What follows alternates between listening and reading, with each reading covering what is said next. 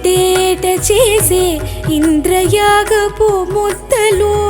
అందుకొని ఆరగించిన తడా వీడు చెంది మునుల సతుల సేత దెప్పిల్చుక మల్చి విందులారగించినాడు వీడనాడు చెంది మునుల సతుల సేత దెప్పిల్చుక మల్చి విందులారగించినాడు వీడనాడు అందరి వలెనే